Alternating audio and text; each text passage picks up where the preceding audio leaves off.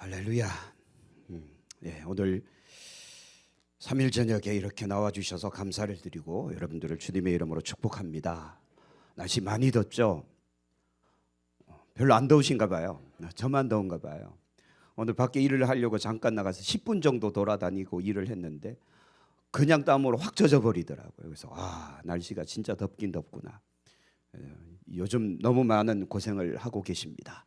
근데 여름이 더워야 될 이유가 또 있겠죠, 그죠? 그래야 곡식이 잘 되고 과일도 잘 되고 하여튼 더울 땐 더워야 되고 추울 땐 추워야 되고 하나님의 은혜인 줄로 믿습니다. 불평하지 말고 감사하고 이제 풍성한 가을을 우리 기대합시다. 또 우리 가을에 곡식만 여물어 가는 것이 아니라 우리 교회도 숫자적으로 성도 수도 늘어나고 영적으로도 성숙되어지고 강해지고 그런 교회를 꿈꾸며 함께 나가기를 소망합니다. 자, 오늘 넷째 날, 제6단은 넷째 날, 공급자를 기억하라. 하나님께서 우리에게 모든 것을 공급해 주신다라는 걸 우리가 좀 믿자라는 겁니다. 자, 우리 성경 누가복음 11장부터 먼저 읽어볼까요?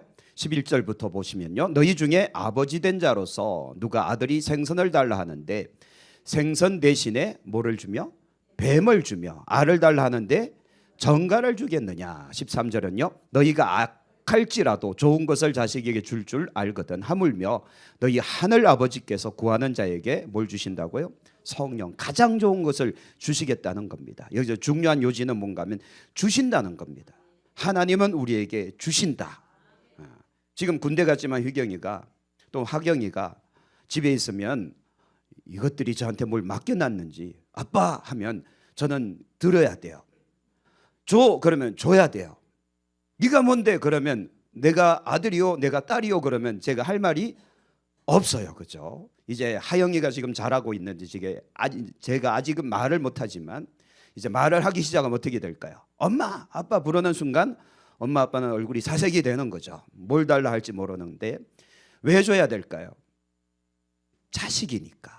자식이기 때문에 주는 건 당연하듯 우리를 하나님이 자녀 삼으셨기 때문에 자녀의 요구, 요청에 하나님은 응답하신다. 여러분 정말 이걸 믿으십니까? 우리는 응답하시는 하나님, 공급하시는 하나님을 믿어야 되는데 그 믿음이 과연 얼마 정도인가 우리를 점검하길 원하고, 요한일서 3장 22절 말씀에 보니까 무엇이든지 구하는 바를 그에게서 뭐 한다고요?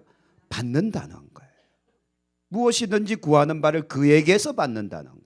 그래서 이는 우리가 그의 계명을 지키고 그 앞에서 기뻐하시는 것을 행합니다. 우리가 자녀됐다, 믿음으로 살아간다라는 말씀을 하는 거죠. 그다음 마가복음 6장에 보면 이제 오병이어 역사를 이제 기록하고 있죠. 물고기 2마리, 떡 5덩어리, 이걸로 이제 예수님께서 남자 장정만 5,000명이나 되는 무리를 먹이시는데, 자 42절부터 보시면 다 배불리 먹고 남은 떡 조각과 물고기를 몇 바구니요?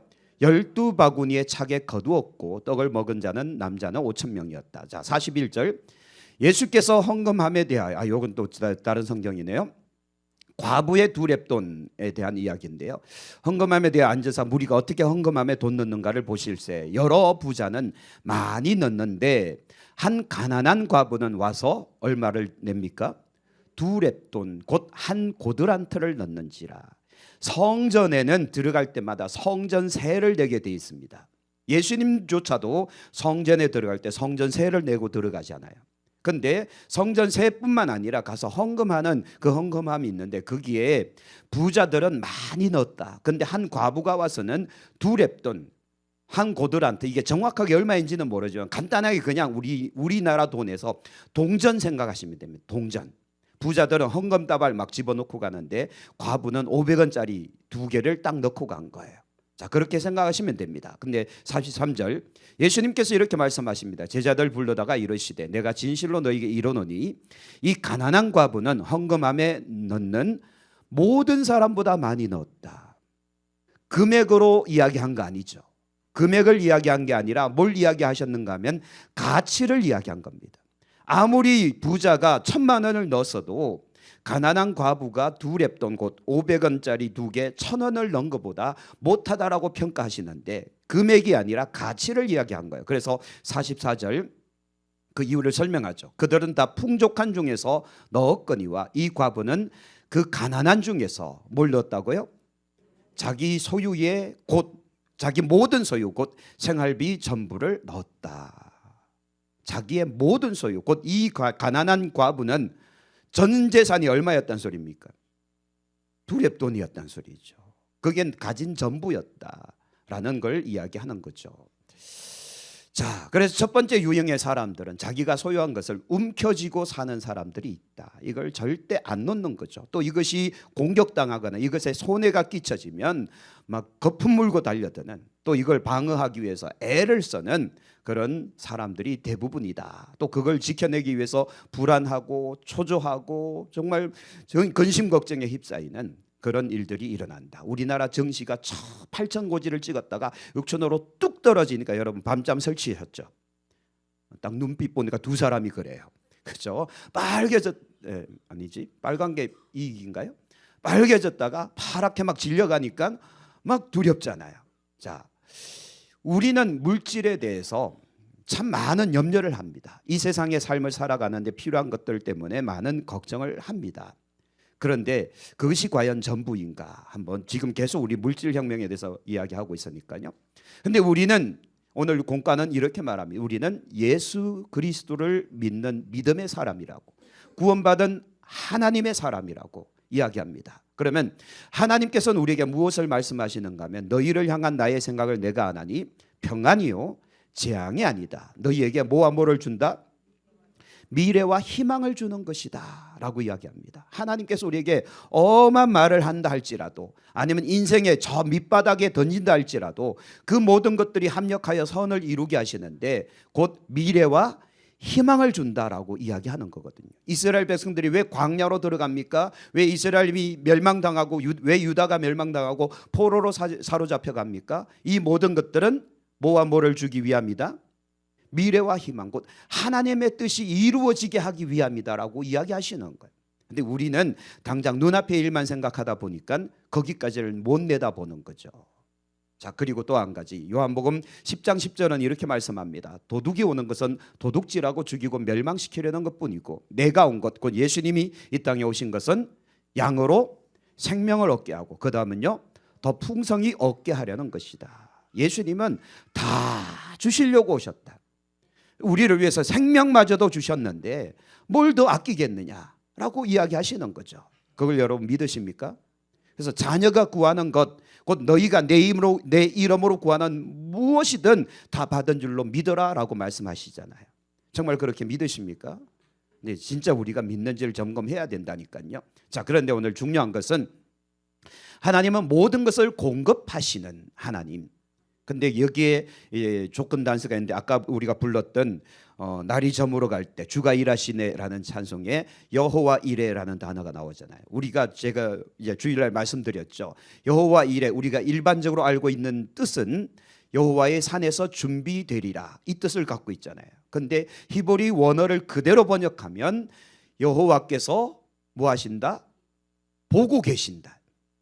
보고 계신다. 그래서 창세기 22장은요 보다라는 단어가 계속 반복됩니다. 그래서 아브라함도 주여 내가 여기 있나이다 라는 말씀을 히브리 원어로 그대로 번역하면 주여 내가 보나이다, 이 뜻이고, 또 여호와 이레도 하나님께서 보고 계신다. 모리아 땅도 하나님께서 보고 계신다.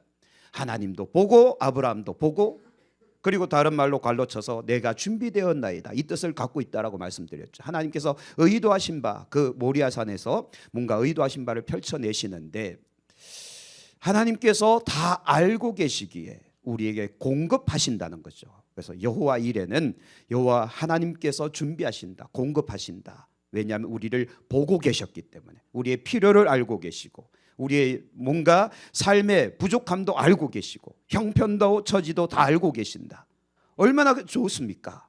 그렇잖아요, 그죠? 여러분들이 여러분 자녀의 모든 형편을 다 알고 필요할 때 뭔가를 공급해 주는 것과 마찬가지고, 또 특히나 어린 아이일수록, 하영이 같이 어린 아기일수록 부모는요 모든 걸 다 책임지죠. 안 그래요? 모든 걸 다 책임져야 됩니다. 그게 부모의 의무이기 때문에, 또 부모가 마땅히 해야 될 일이기 때문에 하나님은 우리의 모든 것들 다 책임지신다라고 믿으시기를 바랍니다. 자, 그런데 하나님께서 우리에게 공급해 주신다는까지는 믿을 수 있어요. 근데 요거는 우리가 자꾸 인정을 안 하려고 그러는데, 요거 같이 읽어볼까요? 하나님을 위해, 이웃의 필요를 위해 공급하는 거룩한 청지기, 그게 누군가 하면 바로 우리라는 거예요. 그래서 우리를 하나님께서 왜 복되게 하시는가? 권사님께서 기도 중에 바라크의 복 이야기해 주셨는데, 이제는 그진 뭐 외우셨죠? 이제 가스라이팅 당하셨죠? 이건 이제 믿어야 되는 거예요. 하나님이 우리에게 정말 주고 싶은 복은 바라크의 복이에요. 곧 생육하고 번성하라, 충만하라, 정복하라, 다스리라, 너희 것이 될 것이다. 창조 때의 그 권세를 우리에게 주기를 원하고 계시는 거예요. 그래서 성도가 예수 이름으로 외칠 때 어둠의 권세도 떠나가고 모든 질병도 떠나가고 인생의 문제도 해결되고, 이게 바라크의 복이거든요. 천하 만물이 복종하는 하나님의 권세 복이 우리에게 임하길 원하고 계시는데, 왜 우리가 그렇게 활용을 못하느냐? 왜 우리가 그걸 써먹지를 못하느냐? 그것은 우리가 바라크의 복이 아닌 아슐레, 일반적인 복만 구해서 그래요. 일반적인 사회적인 세상적인 복만 구하니까 하나님의 권세가 임하지 않는 겁니다. 그런데 우리가 이것들을 깨닫고 나면, 아하, 우리는 하나님을 위해서 쓰임받아야 될 사람, 세상 곧 이웃 사람들을 위해서 우리가 봉사해야 될 사람, 이 세상을 위해서 우리가 뭔가를 공급해 줘야 될 사람. 자, 그래서 사도행전의 말씀에 보면 성전 미문에 앉아 있었던 그 사람이 요구하는 건 뭡니까? 동전이잖아요. 한 푼만 주세요. 오늘 내가 한 끼 식사할 수 있는 동전이라도 던져주고 가십시오. 그는 그렇게 요구했으나 베드로가 그에게 다가가서 네가 원하는 은과 금은 나에게 없다. 그러나 우리에게 있는 것을 내게 주노니, 그 다음 같이 해볼까요? 나사렛 예수의 이름으로 일어나 걸어라. 교회가 또 성도가 세상에 제공해 줄 수 있는 가장 최고의 선물은 예수 그리스도라는 겁니다. 그리고 그 예수로 말미암는 이 바라크의 복이 모든 사람들이 다 받아 누릴 수 있도록 우리는 그 통로 역할을 감당해야 되는 거예요. 그래서 우리는 이 땅에 대한 거룩한 사명이 있는 청직이다라고 믿읍시다. 그래서 하나님을 위해, 이웃의 필요를 위해 공급해 줘야 된다. 자, 따라합시다. 돈 벌어서 남주자. 웃기고 자빠졌네 하시겠지만 다시 한번 더, 돈 벌어서 남주자. 그래서 우리가 열심을 다해 하나님을 위해, 하나님 나라를 위해 드리고, 또 이웃의 필요들을 위해서 우리가 정말 잘 준비해서 그렇게 쓰임 받읍시다. 하나님께서 우리에게 요구하시는 것들이 바로 이런 것이다라는 거죠. 자, 시편 81편 말씀에 보면 이렇게 말씀합니다. 나는 너를 애굽 땅에서 인도하여 낸 여호와 내 하나님이니, 그 다음은요, 내 입을 크게 열라 내가 채우리라. 우리는요, 제가 예전에 이런 도전을 받은 적이 있었습니다. 어떤 분이 저한테 이렇게 이야기를 해요. 목사님, 제가 11조를 온전하게 하면 쓸 게 없어요. 그렇죠? 솔직한 이야기예요. 그죠? 11조를 제가 온전하게 바치면 쓸 돈이 없어요. 그래서 제가 이렇게 제안했습니다. 그러면 10의 9조를 드리세요. 11조를 드려서 쓸 게 없으면 10의 9조를 드리고 10의 1조만 가지고 사시면 넉넉하시겠네요. 맞잖아요. 말을 거꾸로 바꾸면 그렇게 되잖아요. 그거는 사실은 욕심이죠. 그렇죠? 또 하나님께 드리기 싫다는 표현인데, 우리는 이런 믿음이 필요합니다. 내가 헌금한다고 해서 내 삶이 부족해지는 게 아니라 하나님께서 채우신다는 것을 믿어야 된다. 근데 사실 10의 1조가 내 거예요, 하나님 거예요? 하나님 거를 드린 거잖아요. 그걸 가지고 우리가 아쉬워하거나 아까워하면 안 되는데, 좀 우리는 그런 욕심들이 있다는 거예요. 그러나 우리에게 믿음이 필요하다. 하나님께서 말씀하신다. 내 입을 크게 열라 내가 채우리라. 그래서 여러분께서 요구하시면 되잖아요. 하나님 부족해요, 더 주세요. 그렇죠? 제가 예전에 우리 교회 기도 제목을 매년마다 받지 않습니까? 거기 어떤 분이 이렇게 적어놨더라고요. 우리 산양침례교에서 11조를 가장 많이 하는 우리 집안이 되게 하소서. 아무도 아멘을 안 하셨어요.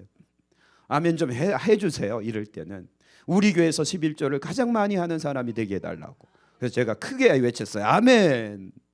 왜냐하면 그만큼 복을 받으셔야 되거든요. 그렇죠? 자, 그래서 여러분 입을 크게 여십시오.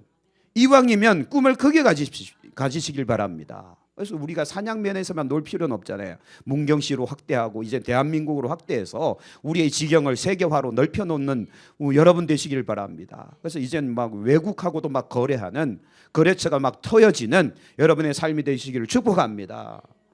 이왕이면 크게 한번 놀아봐야죠. 그렇지 않겠습니까? 왜냐하면 우리 쓰임 받아야 되니까. 그렇죠?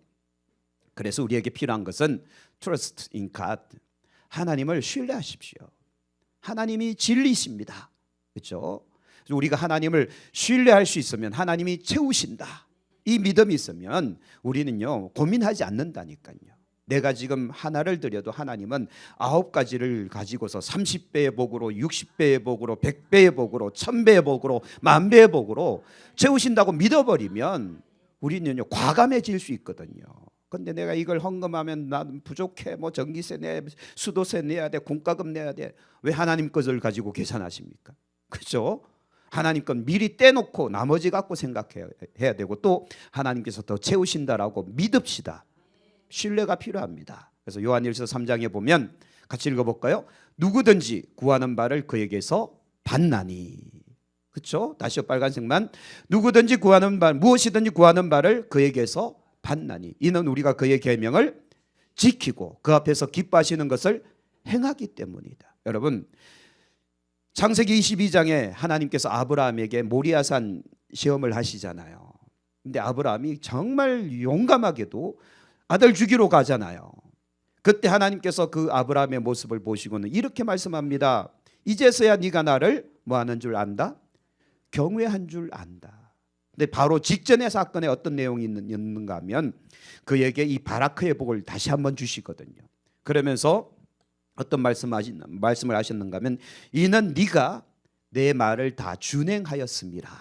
이 말씀을 하십니다. 하나님께서 감동하신 것은 아브라함이 하나님의 말씀이 정말 말도 안 되는 상황이고 이거는 이해도 납득도 안 되는 그런 요구를 할지라도 하나님이 말씀하셨기 때문에 그 말씀을 지키려고 몸부림치는 걸 보고 하나님이 감동하신 거예요.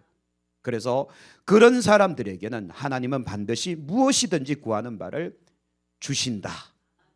믿읍시다. 이겁니다. 자, 두 번째 우리에게 필요한 것이 뭔가 하면 전적으로 주님을 의지하는 거예요. 자, 이 그림만 봐도 뭔지 아시겠죠? 오병이어의 기적이죠. 갈릴리 바닷가에서 들판에 이제 사람들이 운집해 있습니다. 예수님의 말씀 곧 천국 복음을 듣기 위해서 수많은 사람들이 모였습니다. 성경 기록에 의하면 남자 장정만 5,000명. 그러면 여자까지 합치면 평균으로 따졌을 때 10,000명. 거기에 엄마 아빠가 오면 어린애들도 따라와야 될 거 아니에요. 자식들도. 그러면 보통 한 가정에 2명 내지 3명인데 2명만 데리고 왔다고 생각합시다. 그러면 벌써 몇 명이에요? 예? 거의 뭐 2만에서 3만 명 가까이 되는 사람이 운집해 있는 거예요. 근데 이 사람들이 이제 밥 때가 됐는데 식사 때가 됐는데 이 먹을 것이 없는 거예요. 그렇죠? 그래서 제자들 보고 너희가 먹을 걸 줘라. 제자들도 황당한 겁니다. 아니 주님 우리에게 돈이 없는데 어떻게 이 많은 사람들 다 먹입니까? 지금 현대도요 여러분 3만 명을 먹이려면 얼마가 들까요? 네? 오정희 권사님 빨리 계산해 보세요. 3만 명을 한 끼씩 제공해 주려면 2,000원씩만 계산해도 6천만 원인가요? 그렇죠? 제자들이 당장 들판에서 그런 돈이 어디 있냐고요. 그러니 예수님 우리에게는 아무것도 없습니다. 그랬더니 너희가 갖고 있는 게 뭐냐 해서 수소문해 봤더니 뭐가 나온 겁니까? 저게 나온 거예요. 어린아이 하나가 점심 도시락을 싸왔는데 물고기 생선 2마리 그리고 떡 5덩어리 저게 나온 거예요. 예수님께서 기가 막힌 말씀을 하시죠. 그거면 됐다. 가져와. 가져와서 그걸 가지고 축사하시고 나눠주기 시작하는데 이게 웬걸 기적이 일어나고 있잖아요. 나눠줘도 계속 나오는 기적이. 그리고는 모든 사람들이 배불리 먹고 남는 것을 다 다시 거두어 드렸는데 12바구니나 찼더라. 전적으로 주님을 의지할 수 있는 믿음이 필요하다. 그래서 주님께서는 그 사람들이 굶고 가는 것을 불쌍히 여기셨다라고 이야기합니다.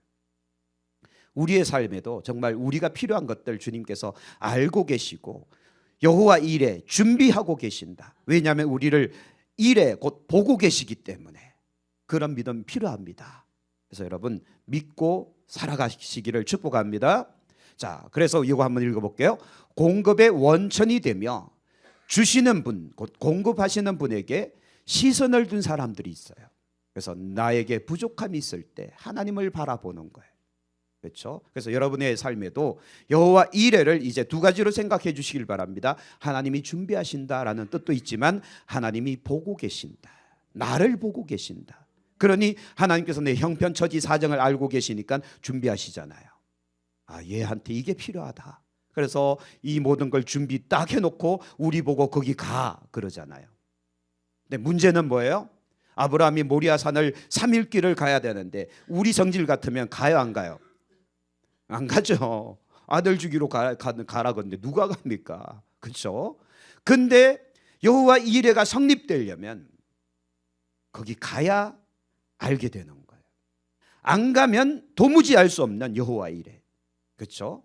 하나님께서 나를 보고 계신다는 사실을 우리가 언제 확신할 수 있습니까? 거기까지 가야 할 수 있는 거예요. 지금 여기서는 잘 못 깨닫는다니까요. 그래서 우리에게 믿음이 필요한데 거기까지 갈 수 있는, 곧 갈로 치고 하나님을 바라볼 수 있는 믿음. 주여 내가 보나이다. 그때 하나님께서도 나를 보시고 나로 하여금 여호와 일의 복을 누리게 만들어 주신다라는 거. 그래서 공급의 원천이 되시는 그 주님을 우리가 바라볼 수 있는 믿음의 사람들이 되면 좋겠다라는 거고요. 자, 이제 예수님께서 비유로 드신 이제 비유가 아니죠. 실제 그 현장을 가지고 말씀하신 과부의 두 렙돈 이야기를 해야 되는데요. 자, 제자들을 불러다가 그 모든 것을 보시고는 이 가난한 과부는 헌금함에 넣는 모든 사람보다 많이 넣었다라고 이야기하시는데 그 이유는 많은 사람들은 풍족한 중에 넣었지만 이 과부는 모든 소유를 다 넣었다. 곧 생활비에 전부를 넣었다라고 이야기하셨다라는 거예요. 그래서 이걸 읽어보면 부자와 가난한 과부의 물질에 대한 뭘 보셨다는 거죠? 가치관을 보셨다는 겁니다. 이 물질이 이 가난한 과부가 갖고 있는 두 렙돈이 뭐 얼마나 되겠습니까? 그렇죠? 그거 해봐야 겨우 한 끼 식사 먹을까 말까한 이 작은 돈이지만 그녀에게는 이게 전부라는 겁니다. 전부를 넣은 사람하고 일부를 넣은 사람을 그렇게 비교한 겁니다. 그래서 우리는 자꾸 숫자를 가지고 계산하는데 숫자를 가지고 계산하지 말고 가치를 가지고 계산해라. 그렇죠? 우리가 하나님 앞에 헌신할 때 숫자 단위 가지고 많이 했네 적게 했나를 이야기하지 말고 내가 얼마나 많은 가치를 하나님 앞에 드렸는가를 우리는 생각할 수 있어야 된다. 그래서 내가 적게 냈다고 해서 실망할 필요가 없어요. 내가 온전한 헌신을 했다면 하나님께서도 우리를 칭찬하신다. 그러나 내가 계산해서 적게 냈다면 책망받을 일이죠. 그래서 우리가 배웠지 않습니까? 이제 내년 정도에 다시 한번 성막에 대해서 좀 더 심화 과정으로 성막 강해를 할 예정인데요. 성막에 제사의 제물을 가지고 오잖아요.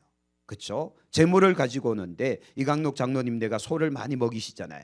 그래서 송아지를 가져와야 됩니까? 소를 먹이니까 송아지를 가져오나요? 그건 아니거든요. 하나님께서 규정해 놓으셨잖아요. 돈이 많은 사람, 곧 내가 삶이 풍족한 사람들은 뭘 가지고 온다? 소.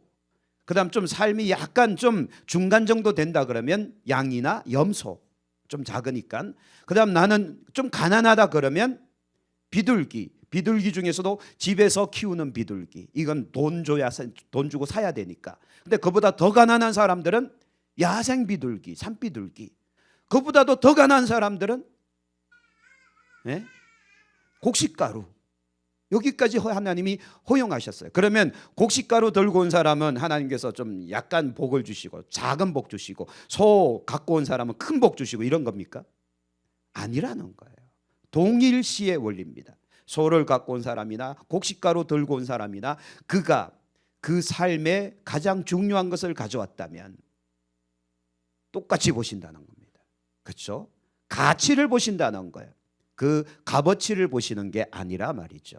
그래서 우리는 예수님께서 무엇을 보고 계시는지를 우리는 알고 있어야 된다라는 거죠. 그래서 헌금의 액수가 중요한 것이 아니라 헌금을 하는 사람의 물질적인 가치관이 중요하다. 그래서 우리가 지금 물질 혁명을 배우고 있잖아요. 그래서 우리는 그리스도인들이기 때문에 세상 사람들이 가진 물질의 가치가 아니라 그리스도인으로서의 물질의 가치를 우리는 배울 수 있어야 된다라는 거죠.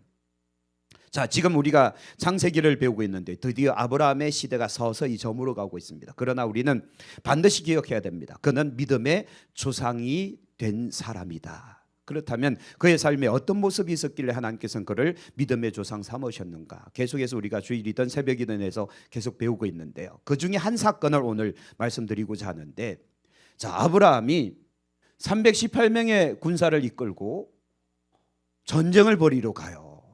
그런데 이 전쟁이 여러분 가능한 전쟁이었을까요? 불가능한 전쟁이었을까요?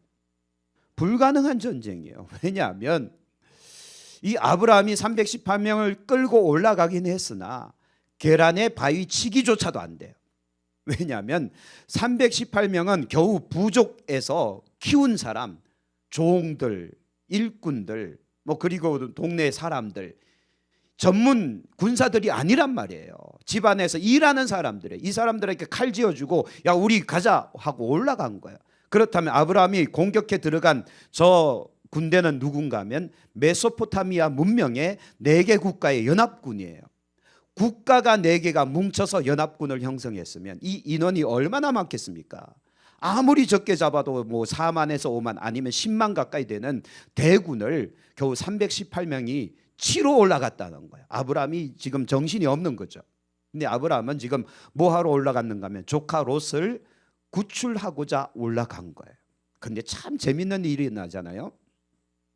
아브라함이 그의 조카가 사로잡혔음을 듣고 집에서 길리우고 훈련된 318명을 거느리고 단까지 쫓아 올라갔다. 곧 아브라함이 그날 밤 한밤중에 기습한 겁니다.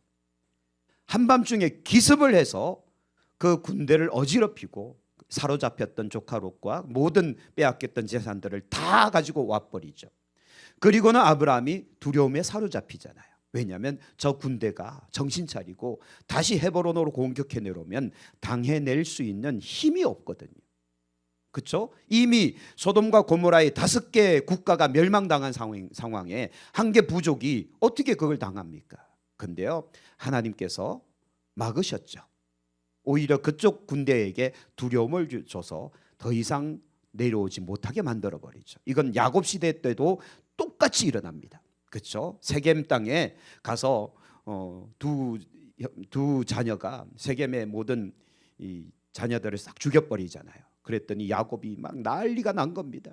너희가 우리를 화를 입게 해서 우리가 망하게 생겼다. 그랬더니 하나님께서 베델로 올라가라. 그리고 다시 제단을 쌓아라. 그랬더니 하나님께서 그 민족들에게 두려움을 줘버리잖아요. 그렇죠? 그와 같은 일들이 일어난 겁니다. 자, 근데 그때 승리를 거두고 돌아오는 아브라함 앞에 어떤 한 왕이 탁 등장해요. 자, 여기는 아브라함이 그돌라오멜과 그와 함께한 왕들을 쳐부수고 돌아올 때 소돔 왕이 시외 골짜기 왕의 골짜기로 나와 그를 영접하였다. 소돔 왕 입장에서는 얼마나 고맙겠어요. 약탈당한 거 다 되찾아오고 있으니까. 자기는 졌단 말이죠. 패전했단 말이죠. 그리고 또 한 명이 또 등장하죠. 살렘 왕, 곧 예루살렘입니다. 살렘 왕 멜기세덱이 떡과 포도주를 가지고 아브라함을 영접하고 있는 거예요. 다시 말씀드리죠. 예루살렘 왕, 그는 왕입니다. 아브라함은 일개 부족장일 뿐이에요. 근데 지금 왕들이 아브라함을 영접하고 있는 겁니다. 그런데 살렘 왕을 특별하게 표현하죠. 그는 지극히 높으신 하나님의 제사장이었더라라고 이야기합니다. 그래서 이 멜기세덱을 나중에 이제 뒤에 보면 히브리서에서 인용하고 있는데, 자, 히브리서 7장 2절 어떻게 이야기하고 있는 건 아브라함이 모든 것의 10분의 1을 그에게 나누어 주니라. 그 이름을 해석하면 먼저는 의의 왕, 그 다음은 살렘 왕, 곧 평강의 왕이다. 그래서 예수님을 비유하는 그런 것으로 이제 이 멜기세덱을 이야기하면서 멜기세덱의 반차가 저기서 나오게 되는 거죠. 곧 제사장. 하나님의 지극히 큰 제사장이었기에 아브라함이 그에게 뭘 줬는가 하면 10분의 1을 멜기세덱에게 줍니다. 10분의 1을 줬다는 게 뭐 전리품 중에 극히 일부를 줬다는 게 아니에요. 저게 무슨 표현인가 하면 하나님 앞에 그 모든 것들을 인정하는 거예요. 그렇죠? 이 승리는 하나님이 주신 승리, 이 모든 것들은 하나님이 주신 것이라는 것을 아브라함이 지금 고백하고 있는 겁니다. 그렇죠? 그래서 모든 것의 공급자는 하나님이시다라는 걸 아브라함이 직접적으로 표현하고 있는 것을 이야기하는 거죠. 자, 그러므로 벌써 다 끝나버렸네요.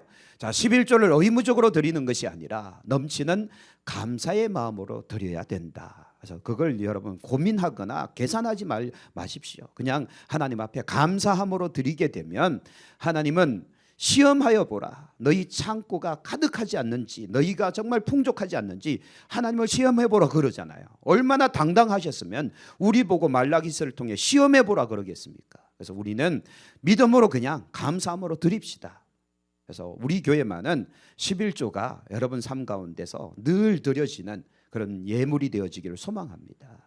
그래서 단 한 가정도 단 한 사람도 빼먹는 일이 없도록 좀 주의를 해 주시면 좋을 것 같아요. 자, 근데 오늘 공과에 세 가지 질문을 던지거든요. 첫 번째 질문이 뭔가 하면, 자, 이 먼저 그림부터 볼게요. 무슨 그림인 것 같습니까? 예? 알아맞혀 보세요.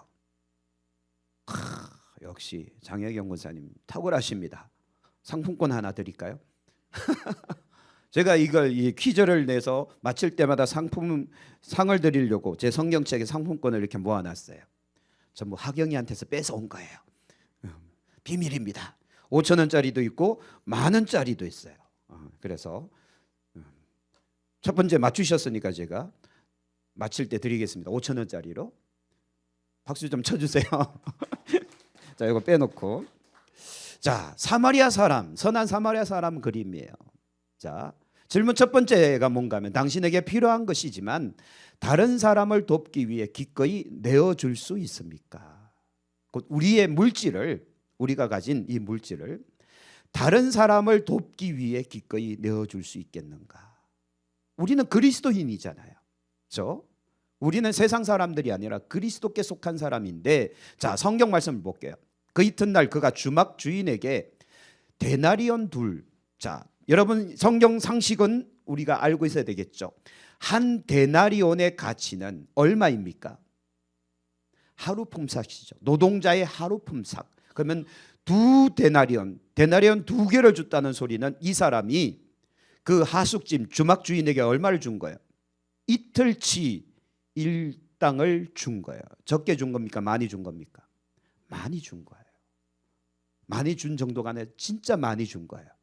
그렇잖아요, 그죠? 주막집 해봐야 요즘 뭐 이런 모텔 해봐야 이 주변에 얼마예요? 5만 원? 너무 비싼가요? 몰라요. 뭐 하여튼 뭐 5, 6만 원 되겠죠. 그러면 이틀치 일당이면 벌써 20만 원 넘어갈 텐데 진짜 많이 준 겁니다. 또 이 사람이 하나를 더 이야기해요. 이 사람을 돌봐주라고. 비용이 더 들면 내가 돌아올 때 뭐 하겠다? 그것마저도 갚아주겠다. 아니, 이 사마리아 사람은 지금 강도 만난 사람을 도와주긴 도와주는데 같은 동족 곧 사마리아 사람을 도와주고 있는 겁니까? 유대인을 도와주고 있는 겁니까? 유대인을 도와주고 있는 거란 말이에요. 근데 이 유대인은 사마리아 사람을 어떤 취급을 합니까? 개 취급해요. 개보다도 못한 종족으로 취급한단 말이에요. 원수란 말이에요. 원수. 이 원수 민족이 강도 만났으면 에이 잘 됐다고 침 뱉고 지나가야 되거든요. 근데 같은 동족이었으며 그 동족의 지도자였던 제사장도 지나가고, 그 다음 또 누가 지나가죠? 레위 사람도 지나가 버리고. 근데 개보다도 못한 취급을 당한 사마리아 사람은 그를 그림에 보면 상처에 포도주를 부어서 상처를 소독하고 싸매주고 그를 나귀에 덜쳐업고 주막에 가서 그를 돌봐주라 그러고 그 비용으로 이틀치 일당을 줘버리고 더 비용이 더 들면 돌아올 때 내가 다 갚아주겠다고. 그래서 예수님께서 말씀하십니다. 너의 생각에는 이 세 사람 중에 누가 강도 맞는 자의 이웃이 되겠느냐. 그래 놓고 정말 중요한 말씀을 하십니다. 37절에 파란색만 읽어볼까요? 시작. 가서 너도 이와 같이 하라. 우리에게 말씀하신 거예요. 우리에게 가서 너도 이와 같이 하라. 이웃이 어려움을 당할 때 외면하지 말고 그들을 도와줄 수 있는 사람이 되어달라는 거잖아요. 그렇죠? 그런데 우리도 그럴 수 있어요. 우리가 가진 이 관념, 고정관념 때문에 우리도 그냥 지나갈 수 있다니까요. 왜 제사장이, 왜 레위인이, 왜 이 사람들이 그냥 도망갑니까? 율법 때문에요. 그들이 가지고 있는 율법 때문에 도망갈 수밖에 없어요. 시체에 손을 대면 안 되거든요. 나는 지금 성전에 가서 성전 봉사를 해야 돼. 시체 죽어가는 사람 부정타. 그리고 가버린 거예요. 여러분, 안식일에 양 한 마리가 저 깊은 구덩이에 빠져 있어요. 오늘은 안식일이기 때문에 나는 쉬어야 돼. 너 내일까지 기다려. 이러고 가면 이게 누구의 뭐예요 도대체? 그죠? 목동에 자격이 있나요 없나요? 없는 거, 무책임한 거예요. 안식일을 할지라도 지금 생명이 죽어가고 있으면 건져내야죠. 이게 예수님의 가르침인데 유대인들은요 그것마저도 무시해버린 겁니다. 그러나 사마리아 사람 자신을 짐승보다도 못한 인간 취급한다 할지라도 기꺼이 도와주며 섬겨주잖아요. 그래도 예수님께서 말씀하신 겁니다. 가서 너도 이와 같이 하라고 말이죠. 세상적인 것에 가치를 두지 마라. 진정한 가치는 생명에 있다. 이거 아닙니까? 그렇죠? 그리스도인들은 그렇게 살아야 된다라는 것이고요. 두 번째 질문. 자, 이 그림 누구인 것 같습니까? 이것도 보여드려야 되나요? 상품권 5,000원짜리. 누구인 것 같습니까? 작년에 제가 한번 보여드렸는데 이 그림. 머리에 왕관을 쓰고 악기를 연주하는 왕 다윗. 신혜자 권사님께 드리겠습니다. 다윗이에요. 다윗. 그렇죠? 음악을 좋아하는, 하나님을 늘 찬송하는 왕 다윗. 자, 두 번째 질문입니다. 다윗을 생각하시면 돼요. 당신이 가진 모든 소유권을 포기하고 하나님의 소유임을 기꺼이 인정하십니까? 아무도 아멘을 안 하셨어요. 내가 끄지 뭐 이건가요? 네, 다윗의 고백을 한번 볼까요? 자, 역대상 29장 12절입니다. 같이 읽습니다. 부와 귀가 주께로 말미암고 또 주는 만물의 주제가 되사 손에 권세와 능력이 있사오니 모든 사람을 크게 하심과 강하게 하심이 주의 손에 있나이다. 성전 건축을 앞둔 다윗이 고백한 고백이에요. 그래서 내가 지금 이 큰 성전을 짓기 위해서 이 엄청난 돈을 투자를 했는데 이 모든 돈은 다 누구에게서 왔다? 하나님께로부터 온 겁니다. 내 것이 아닙니다. 주의 것입니다. 내가 지금 왕이 된 것도 누가 주신 겁니까? 하나님이 주신 겁니다. 내가 이런 권세를 누리고 있는 것도 전부 하나님이 주신 겁니다. 그래서 하나님께 돌려드리는 겁니다. 이 고백이에요. 참 위대한 고백 아닙니까? 우리들도 정말 그런 고백이 있을 수 있었으면 참 좋겠습니다. 내게 아니잖아요. 심지어는 우리 생명조차도 우리 거가 아니잖아요. 주님께서 주신 생명이잖아요. 그렇죠? 그렇게 따져보면 우리는요 모든 것이 다 주님의 거예요. 그래서 주님께서 우리를 구원하여 내신 다음에 주를 위해 하나님 나라와 하나님의 영광을 위해서 쓰임받자 우리에게 말씀하시는 거 아니겠습니까? 그렇게 우리 한번 쓰임받읍시다. 세 번째 질문. 이 그림 이거는 아시겠죠? 너무 쉬운 그림이죠. 이동수 장로님 막 웃고 계시는데 누구예요? 아브라함이 이삭과 함께 모리아산으로 올라가는 장면이죠. 그렇죠? 근데 이삭의 등지에 지게에 장작이 잔뜩 있잖아요. 아주 자기를 죽이러 가는 걸. 그렇죠? 이 그림만 봐도요 참 이게 답답해요. 지금 아버지가 늙은 아버지가 지금 이삭을 죽이러 가고 있단 말이에요. 근데 이삭에게 장작을 지우고 가고 있단 말이에요. 참 무슨 생각이었을까? 근데 주일도 말씀드렸지만 아브라함이 저렇게 결단할 수 있었던 이유는 말씀하시는 하나님, 그 말씀을 이루시는 하나님이시기 때문에 40년 동안 그가 훈련된 거예요. 그러면서 믿어버린 거죠. 하나님이 말씀하실 때는 이유가 있어서 말씀하셨을 거야. 이삭을 죽이려 할 때도 이유가 있어서 죽이라고 하실 거야. 그리고 진짜 죽이지는 않으실 거야. 왜? 약속하신 게 있기 때문에. 너의 씨 곧 이삭을 통해서 내가 너의 후손을 하늘의 별과 같이 바닷가의 모래알처럼 많게 할 거다. 이삭을 통해서 복의 근원이 되게 만들 거야. 그렇게 약속하셨는데 하루아침에 싹 지울 수는 없을 거다. 이유가 있을 거야 하고 믿고 간 거예요. 그리고 진짜 죽이려고 하는 순간에도 아브라함은요, 하나님을 바라보고 있는 거잖아요. 주여 내가 준비되었나이다. 그리고 칼 들어버리잖아요. 그러니 아니나 다를까 하나님께서 갑자기 나타나시잖아요. 그러면서 야 됐다. 네 아들 목숨 내가 원한 거 아니야. 네가 내 말을 준행하는지 안 하는지를 본 거야. 그래서 다시 바라크의 복을 그에게 막 주시잖아요.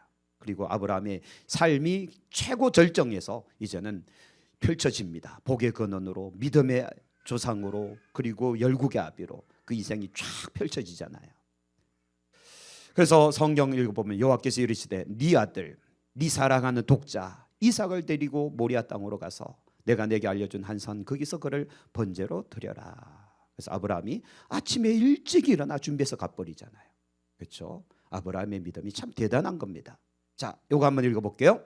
그리스도인은 세상을 거꾸로 사는 사람들입니다. 하나님의 자녀들이 가져야 할 물질과는, 세상적인 물질관과는 반대되는 가치관이기 때문입니다. 그래서 세상 사람들하고 똑같이 사고하지 말고 우리는 그리스도인답게 사고하고 그렇게 삶을 살아가자. 마지막, 빌리그램, 우리 침례교단의 참 자랑스러운 목사님이시죠. 같이 읽어볼게요. 돈에 대해 올바른 태도를 가지면 삶의 거의 모든 영역에서도 올바른 길을 갈 수 있게 된다. 맞아요. 그래서 물질에 대한 욕심이 없으면 인생을 바르게 살아갈 수 있게 된다. 근데 우리가 성경을 알잖아요. 욕심이 잉태한즉 죄를 낳고 죄가 장성한즉 사망을 낳는다. 이건 원리거든요. 그렇죠? 그래서 모든 것은 욕심에서부터 비롯되는구나. 그렇죠? 그래서 우리가 이 물질에 대한 욕심을 우리가 내려놓을 수 있다면 하나님은 우리에게 물질을 맡기십니다. 이게 원리예요. 다시 한번 말씀드릴게요.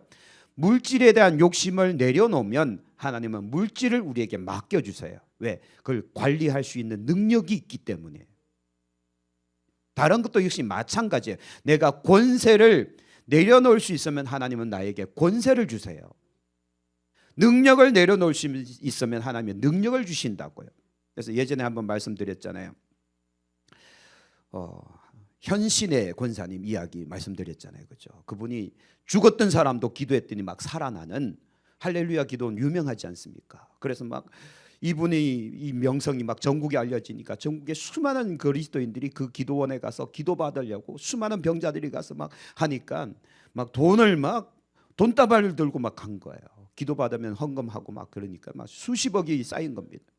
어느 날 이 권사님이 환상 가운데 주님을 만나 뵀는데 너무 반갑잖아요. 주님 저 시내에 가봤어요 주님. 그런데 주님께서 등 돌리고 계시더랍니다. 더 크게 소리 질렀더니 너 누구냐? 나 너 몰라. 그리고는 잠이 깼대요. 온몸이 식은땀으로 젖어 있었답니다. 주님께서 나를 모른다고 하신다. 내가 지금 수십 년을 이 기도원에서 기도하면서 수많은 병자들을 살려내고 집회를 인도하면서 내가 이렇게 많은 사역을 했는데 주님께서 나를 모르신단다. 그리고 그가 가진 전 재산 사회에다가 환원 딱 해버리고 선교사로 나가버렸죠. 그게 유명한 기사가 돼서 일반 매스컴에서도 나왔지 않습니까? 과거의 일이지만 그런 거죠. 우리가 물질에 대해서 또 권세, 능력 모든 것들을 내려놓으면 하나님은 우리에게 그걸 오히려 더 주십니다. 근데 그걸 붙잡고 있는 한은 하나님 안 주시죠. 왜? 관리가 안 되니까. 줘봐야 그게 그에겐 악이 되고 독이 되기 때문에 안 주시는 거예요. 그러나 우리에게 관리할 능력이 생기면 하나님께서는 더 많이 주시는 거예요. 마지막 5달란트 받은 사람은 결국 몇 달란트가 돼버립니까? 11달란트가 되잖아요. 맞잖아요. 그죠? 10달란트는 자기가 2배로 남긴 거고 1달란트 가진 자의 걸 뺏어서 5달란트 받은 자에게 줘버리죠. 그래서 능력이 있는 사람에게 더 많이 임하는 게 아니라 관리할 수 있는 능력이 있는 사람에게 하나님은 더 많은 것을 주시는 거예요. 우리 산양 침례 교회도요, 우리가 관리할 수 있는 능력이 되면 100명이 아니라 아까 기도하셨듯이 1000명이라도 주십니다. 그런데 우리가 관리할 능력이 안 되면 여기서도 빼가신다니까요. 그렇죠? 이 숫자도 관리를 못 하는데 하나님께서 더 붙일 이유가 없는 거예요. 자, 이거는 원리이기 때문에 말씀드린 겁니다. 그러므로 이제 우리가 물질 혁명, 곧 돈에 대해서 우리는 혁명을 일으키자. 세상적 가치관을 가지고 우리가 돈을 벌고 쓰는 것이 아니라 그리스도인으로서의 가치관을 가지고, 그렇죠? 우리가 물질을 사용할 수 있는 믿음의 삶이 되어지기를 축복합니다. 예, 기도하겠습니다.